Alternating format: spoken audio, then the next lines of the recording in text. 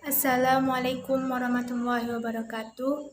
Perkenalkan, nama saya Paramita Dani, NIM C1B020151, kelas R004, Prodi Manajemen. Baiklah, di sini saya akan mempresentasikan hasil PPT saya yang berjudul Laporan Keuangan Perusahaan Dagang. Pengertian laporan keuangan. Laporan keuangan merupakan bagian dari proses pelaporan keuangan. Laporan keuangan yang lengkap biasanya meliputi neraca, laporan perubahan, posisi keuangan, atau yang dapat disajikan dalam berbagai cara sebagai laporan arus kas atau laporan arus dana. Catatan juga termasuk informasi tambahan yang berkaitan dengan laporan tersebut, misalnya informasi keuangan, segmen industri dan geografis, serta pengungkapan pengaruh perubahan harga. Pemakaian informasi laporan keuangan. 1. Investor pasar modal. 2. Pemberi kredit, manajer perusahaan, auditor internal dan eksternal, regulator, pegawai perusahaan. Tujuan laporan keuangan. Menurut APB Statement Nomor 4, laporan keuangan memiliki tujuan secara umum sebagai berikut. 1. Memberikan informasi yang terpercaya tentang sumber daya ekonomi dan kewajiban perusahaan. 2. Memberikan informasi yang terpercaya tentang sumber kekayaan bersih yang berasal dari kegiatan usaha dalam mencari laba. 3. Memungkinkan untuk menaksir potensi perusahaan dalam menghasilkan laba. 4. Memberikan informasi yang diperlukan lainnya tentang perubahan aktiva dan kewajiban. Dan 5. Mengungkapkan informasi relevan lainnya yang dibutuhkan para pemakaian laporan. Standar laporan keuangan. Pelaporan keuangan dalam akuntansi biasanya didasarkan pada peraturan ataupun standar yang berlaku. Misal, untuk akuntansi komersial memakai pernyataan standar akuntansi atau PSAK.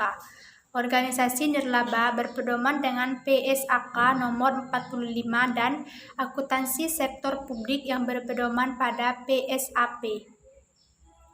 Prosedur analisis keuangan. Review data laporan keuangan, menghitung, membandingkan atau mengukur, menginterpretasi solusi. Metode dan teknik analisis laporan keuangan. Analisa perbandingan adalah metode dan teknik analisa dengan cara memperbandingkan laporan keuangan untuk dua analisa perubahan modal kerja. Analisa tren dari rasio unsur-unsur neraca dan data operasi yang ada kaitannya. Analisa presentasi per komponen dari neraca dan laporan laba rugi.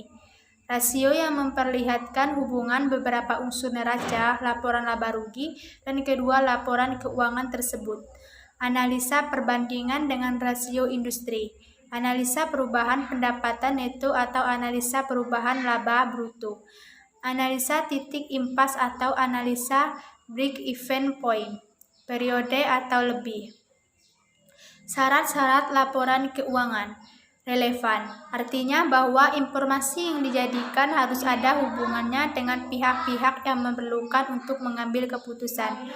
Dapat dimengerti, artinya bahwa laporan keuangan yang disusun berdasarkan secara jelas dan mudah dipahami oleh para pemakainya.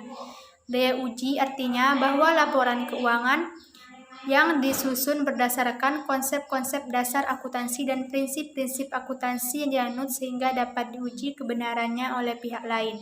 Netra, artinya bahwa laporan keuangan yang disajikan bersifat umum, objektif, dan tidak memihak pada kepentingan pemakai tertentu. Tepat waktu, artinya bahwa laporan keuangan harus disajikan tepat waktunya. Daya banding, artinya bahwa perbandingan laporan keuangan dapat diadakan baik antara laporan perusahaan dalam tahun tertentu dengan tahun sebelumnya atau laporan keuangan perusahaan tertentu dengan perusahaan lain pada tahun yang sama. Lengkap artinya bahwa laporan keuangan yang disusun harus memenuhi syarat-syarat tersebut di atas dan tidak menyesatkan pembaca. Baiklah, itulah hasil presentasi PPT saya. Maaf bila ada kata-kata yang salah, saya mohon maaf dan saya akhiri. Wassalamualaikum warahmatullahi wabarakatuh.